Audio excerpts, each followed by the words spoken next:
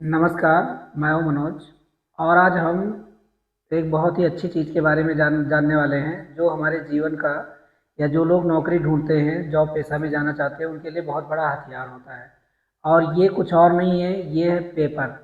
Paper 2 type के हैं अभी हमारे बीच में, एक है सॉफ्ट पेपर और एक है हार्ड पेपर।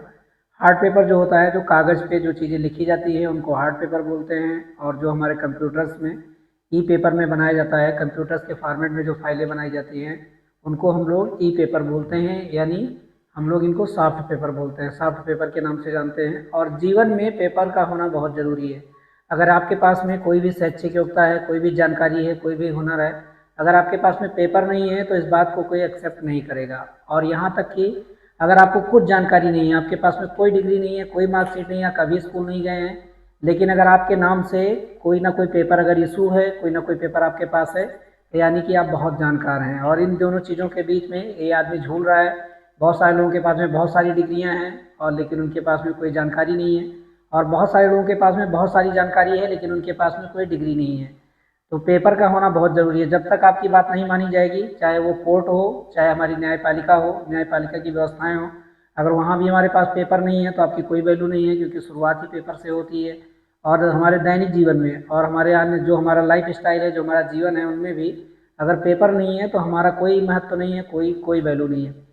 आज हम ऐसे ही पेपर के बारे में बात करने वाले हैं। बहुत सारे लोग अपनी पढ़ाई लिखाई पूरी करने के बाद में नौकरी के लिए जाते हैं और उस नौकरी में उनको एक पेपर दिखाना होता है। वैसे तो बहुत सारे पेपर दिखाने होते हैं, लेकिन एक आम पेपर होता है, उसको कोई ना तो सरकार तैयार करती है, ना कोई संस्था तैयार करती है। ये पेपर अपने से खुद से ही तैयार करना पड़ता है।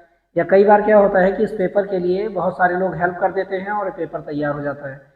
और इस पेपर के जो नाम हैं, उनमें लोगों को बहुत कन्फ्यूजन भी होता है, क्योंकि ये 3 शब्द हैं और उन्हीं 3 शब्दों के बारे में आज हम बात करने वाले हैं। वो शब्द है, सबसे पहला शब्द है जो है रिज्यूम है, और सीवी है, और बायोडाटा है। ये पेपर हम तब रिप्रेजेंट करते हैं जब किसी प्राइवेट जॉब के लिए जाते हैं, या किसी नौकरी के लिए जाते हैं, या अदर किसी पर्सनल इन्फॉर्मेशन अपनी अगर किसी के साथ में शेयर करनी होती है, तो ये हमारा बहुत बड़ा हथियार होता है और इसको हम लेके जाते हैं। आज हम इन्हीं तीनों शब्दों के बारे में समझते हैं। बहुत सारे लोग ये सोचते हैं कि ये तीनों शब्द एक हैं, एक दूसरे के सिनोनिम्स हैं, लेकिन इसका बहुत मतलब गलत, ये बिल्कुल गलत है। सिनोनिम्स भी अपने आप में वो जो शब्द होते हैं वो बिल्कुल एक जैसे नहीं होते हैं। अगर वो एक जैसे होते तो अलग अलग शब्द क्यों बनते, और उनका मतलब एक जैसा नहीं होता। उनमें कुछ ना कुछ डिफ्रेंसिएशन जरूर होता है, कुछ ना कुछ अंतर जरूर होता है। वो कहीं ना कहीं थोड़े बहुत भिन्न होते हैं। और ये तीनों शब्द इसी तरीके से हैं।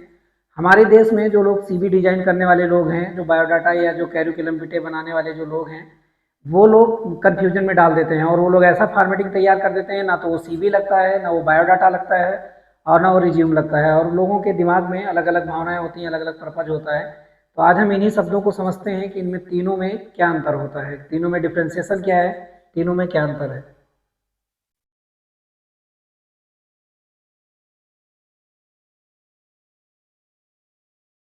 अब जो सबसे पहला शब्द है, अब पहले हम 2 शब्दों के बारे में बात करते हैं। सबसे पहला जो शब्द है वो रिज्यूम है, और दूसरा जो सबसे लास्ट वाला शब्द है ये है सीवी। और सीवी का फुल फॉर्म होता है कैरिकुलम बिटे, और ये जो रिज्यूम है इसका फुल फॉर्म होता है, ये भी ये रिज्यूम है। और ये दोनों शब्द जो हैं ये हमारे यहाँ ज़्यादातर यूज नहीं होते हैं। और जब से विदेशी कंपनियां हमारे देश में आई, तब से ये दोनों शब्दों का यूज हमारे यहाँ ज़्यादातर यूज होने लगा और इनकी फॉर्मेटिंग बन गई। जितनी भी प्राइवेट जॉब हैं, जितनी भी प्राइवेट ऑर्गेनाइजेशन हैं, उनमें से ज़्यादातर ज़्यादातर क्या 99.99% जो है वो विदेशी नियमों के हिसाब से काम कर रहे हैं, विदेशी लॉज के हिसाब से काम कर रहे हैं। विदेशों में जो नियम बनाए गए हैं उन्हीं के हिसाब से ये लोग फॉलो करते हैं और उन्हीं के हिसाब से काम करते हैं। और ये जो तीसरा शब्द है बायोडाटा, ये हमारे देश का है। और हमारा देश और हमारे देश के आसपास के जो देश हैं, जैसे बांग्लादेश, पश्चिम बंगाल और ये नेपाल, इन सब देशों में ज़्यादातर बायोडाटा यूज होता है। और जो विदेशी जो पश्चिमी जो देश हैं उनमें जो है ज़्यादातर रिज्यूम और ये सीवी यूज होता है। और अब ये जब पश्चिमी देशों का जितना ज़्यादा प्रभाव हमारे देश पे पड़ा है, तो ये वाले अब हमारे यहाँ भी यूज होने लगे। तो हम इनमें समझते हैं कि इनका मतलब क्या होता है। अब रिज्यूम का मतलब होता है फिर से शुरू करना।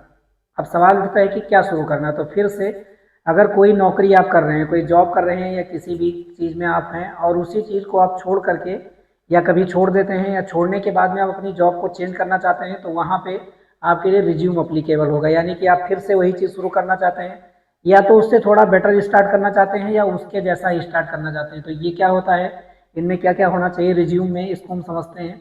ये एक संक्षिप्त प्रोफाइल होती है, मतलब ये इनकी जो संख्या होती है, पेजों की संख्या होती है, एक या कई बार दो हो जाती है, लेकिन बहुत कम होना चाहिए। जो आपके इसमें क्या होता है, संक्षिप्त प्रोफाइल होती है, योग्यता का सारांश होता है, जो आपका एजुकेशनल क्वालिफिकेशन है उनको समरी में लिख देते हैं और ये बताने की कोशिश करते हैं कि हमारे पास क्या क्या है।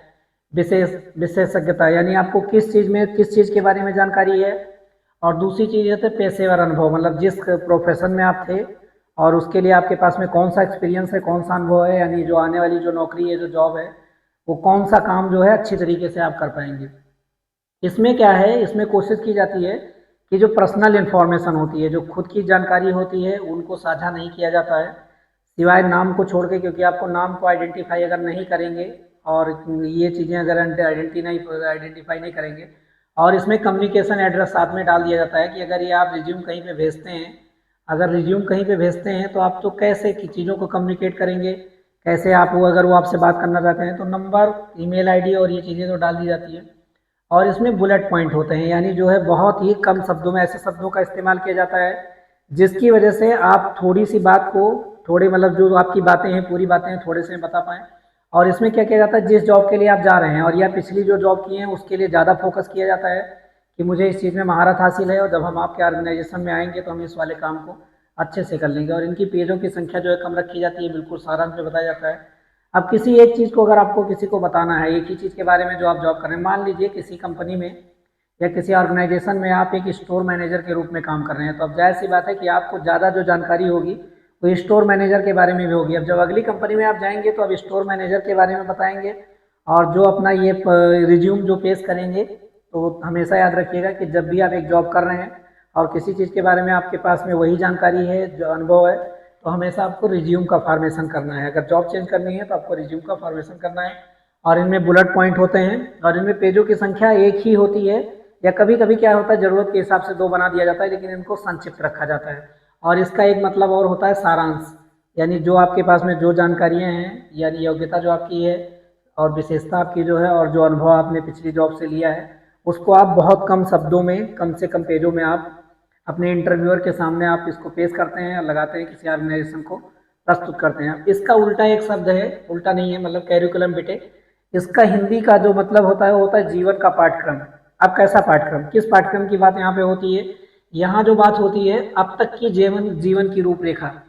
अब यहाँ पे आपको पर्सनल इन्फॉर्मेशन को ज़्यादा शेयर नहीं करना है, अपनी जो पर्सनल जानकारियाँ हैं वो चीज़ शेयर नहीं करना है। आपने जो पढ़ाई लिखाई की है, आपने जो अनुभव प्राप्त किया है, जो काम किया है, जो आपकी योग्यता है, वो सीवी में लोग लिखते हैं। अब सीवी में क्या होती है, व्यक्तिगत योग्यता होती है, यानी पर्सनल एबिलिटी, आपकी जो व्यक्तिगत योग्यता, व्यक्तिगत जानकारी की बात यहाँ नहीं हो रही, यहाँ पे व्यक्तिगत योग्यता की बात हो रही है। दूसरा क्या है, कौशल, यानी आपके पास में क्या स्किल है उसके बारे में इसमें जानकारी होती है। और प्रोफेशन, किस प्रोफेशन से हैं, मतलब किस प्रोफेशन से आप जुड़े हैं। और ये जो निर्माण करते हैं ज़्यादातर जो लोग टेक्निकल्स लोग होते हैं, प्रोफेशनल लोग होते हैं। प्रोफेशनल का मतलब होता है व्यावसायिक, व्यवसायिक का मतलब होता है कि जो केवल व्यापारिक, जो व्यापार की दुनिया है आज की, उनसे जुड़े हुए लोग हों, उनको लोगों की सिंपैथी से कोई मतलब नहीं हो रहता है। बिजनेस को ग्रोथ करने के लिए जो लोग काम करते हैं उसको प्रोफेशनल बोला जाता है, जैसे डॉक्टर, इंजीनियर, ये सब प्रोफेशनल आते हैं।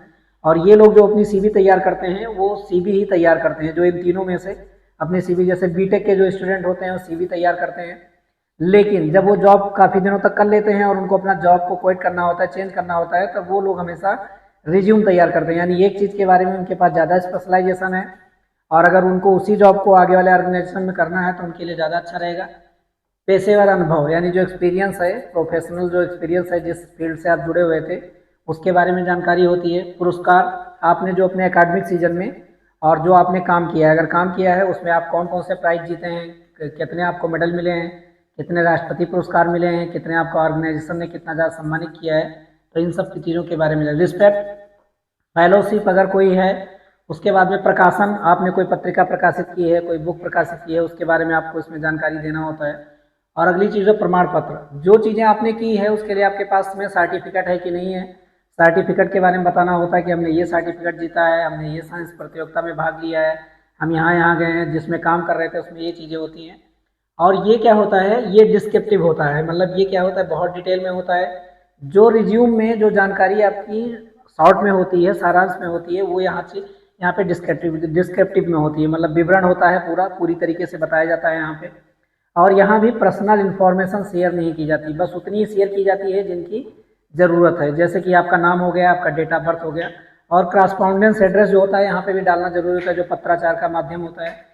जब ये आप सबमिट करेंगे तो आपको वो लोग कैसे कांटेक्ट करेंगे, आपका मोबाइल नंबर हो गया, आपका जीमेल हो गया और आपका एड्रेस हो गया, तो उसमें आपको व्यक्तिगत जानकारी देने की ज़रूरत नहीं होती है। और इनकी जो पेजों की संख्या होती है ये कई बार 2 भी हो जाती है, 1 तो नहीं होती है, क्योंकि इनको सारांश में नहीं बताया जाता है, डिटेल में बताया जाता है, या 2, 3, 4 भी हो जाती है, क्योंकि आपको डिटेल में अपने अनुभव को, अपने एकेडमिक्स को, अपने स्किल्स को, अपने प्रोफेशन को, और जो जो आपने इनाम जीता है, सर्टिफिकेट जीता है, उनके बारे में बताना है। तो कई इनकी जो पेजों की संख्या होती है वो ज़्यादा हो जाती है। अब यहाँ पे क्या है, अब आते हैं बायोडाटा पे। मैंने जैसा बताया कि भारत जैसे देश में और भारत के जो आसपास के देश हैं, यहाँ पे क्या होता है कि बायोडाटा का ज़्यादा इस्तेमाल होता है। ये 2 पर्पज़ के लिए यूज होता है। अब ये जो सीवी है और ये जो रिज्यूम है, ये दोनों जॉब के लिए यूज होते हैं, ज़्यादातर प्राइवेट जॉब के लिए यूज होते हैं, लेकिन जो बायोडाटा है वो गवर्नमेंट जॉब के लिए और भारत जैसे देशों में ये शादियों के लिए भी यूज होता है। अब इसमें क्या होता है, उन दोनों में व्यक्तिगत जानकारी आपको नहीं देनी, जो आपकी कॉन्फिडेंशियल इन्फॉर्मेशन है उसके बारे में आपको नहीं बताना है। लेकिन यहाँ पे क्या है, जो आपकी कॉन्फिडेंशियल इन्फॉर्मेशन है, व्यक्तिगत जानकारी है, उसको पूरी तरीके से व्यक्त करना है। व्यक्तिगत जानकारी में क्या क्या चीज़ें आती हैं, आपका नाम हो गया, नेम हो गया, आपका फादर्स नेम हो गया, आपका मदर नेम हो गया, आपकी एज हो गई और आपका जेंडर हो गया। अब ये दोनों जो दूसरी चीज़ें थी, रिज्यूम जो थी और सीवी थी, यहाँ पे जेंडर बताना ज़्यादा मायने नहीं रखता है, क्योंकि वहाँ जेंडर से कोई लेना देना नहीं है। बहरहाल लोग बताते हैं, तो बताने का भी बहुत सारा रीज़न होता है। अगर आप फीमेल जेंडर हैं, आप मेल जेंडर हैं, वहाँ पे उनके पास में जहाँ आप काम करने जाएंगे वहाँ पे बाथरूम की संख्या कितनी है, उनकी कैपेसिटी इतनी है कि आपको सुविधाएं दे पाएंगे कि नहीं दे पाएंगे।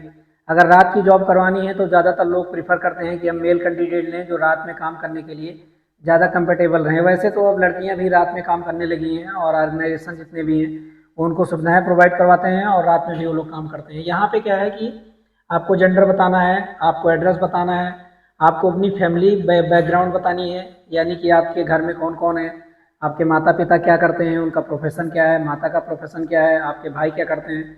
ये जानने का रीज़न क्या होता है कि इससे पता चलता है कि आप किस फैमिली बैकग्राउंड से आए हैं, आपके यहाँ कैसे कैसे लोग हैं, जो काम हम आपको देने वाले हैं वो जो है आप कर पाएंगे कि नहीं कर पाएंगे। अगर आपका बैकग्राउंड वैसा है तो उस काम को आप ज़्यादा अच्छे से करेंगे, आपका बैकग्राउंड अगर वैसा नहीं है।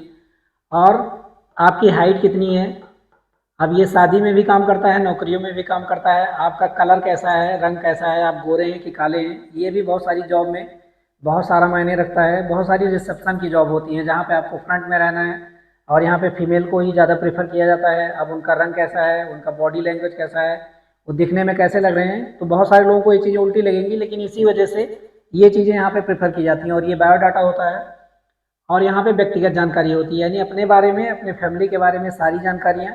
और इनमें शैक्षिक योग्यता, जो एजुकेशनल क्वालिफिकेशन होता है उनको भी कंसीडर किया जाता है, कितनी पढ़ाई लिखाई आप किए हैं, और अगर कहीं काम किए हैं, आपके पास में थोड़ा बहुत अनुभव है तो उसके बारे में भी यहाँ पे शेयर किया जाता है। और ये भी डिस्क्रिप्टिव होता है, यानी कि ये भी मतलब इनमें बहुत एक्सप्लेन करके होता है। नाम क्या है, नाम के आगे जाति क्या लगी है, पापा का नाम क्या है, मम्मी का क्या नाम है, वो किस जाति से हैं, जेंडर क्या है, आपका एज कितनी है, हाइट कितनी है, रंग कैसा है, मतलब सारी चीज़ों के बारे में बिल्कुल ओपन किया जाता है। आपकी इकोनॉमिक स्टेटस कैसी है, आप धनी हैं कि आप मिडिल मध्यम वर्गीय परिवार से हैं।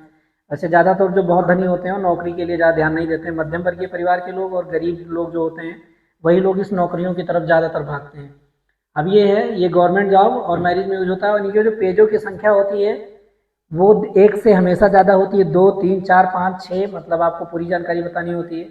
अब कई बार क्या होता है कि ये बायोडाटा जो होता है आपको डिजाइन करना होता है अपने से, और कई बार क्या होता है लिखे लिखाए फॉर्मेट में आपको मिल जाता है, उसमें सारी चीज़ें आप फिल कर दीजिए, आप अपनी फ़ोटो चिपका दीजिए और आपका बायोडाटा तैयार हो जाता है। ज़्यादातर गवर्नमेंट जॉब में यही होता है कि वहाँ पे आपको बने बनाए फॉर्मेट मिलते हैं, क्योंकि उनकी एक ऑफिशियल लिमिट होती है, उसके बाहर आप नहीं जा सकते। ऐसा नहीं है कि आप जो है इनके बारे में ऐसा ऐसा करके लिख देंगे तो हो जाएगा। आई होप सो आप जो है ये रिज्यूम, बायोडाटा और सीवी जो कैरिकुलम बिटे होता है इसके बारे में आपने समझा होगा और इनके डिफ्रेंसिएशन को समझा होगा। और जब भी आप कभी जॉब के लिए जाएंगे तो हमें कौन सा चीज़ हमको निर्माण करना है, हमें रिज्यूम बनाना है कि हमें बायोडाटा बनाना है कि हमें सीवी बनाना है, कौन सा डॉक्यूमेंट हमें तैयार करना है, आप अच्छे से समझ जाएंगे। आज के लिए इतना ही, मिलेंगे अगले वीडियो में, तब तक के लिए जय हिंद।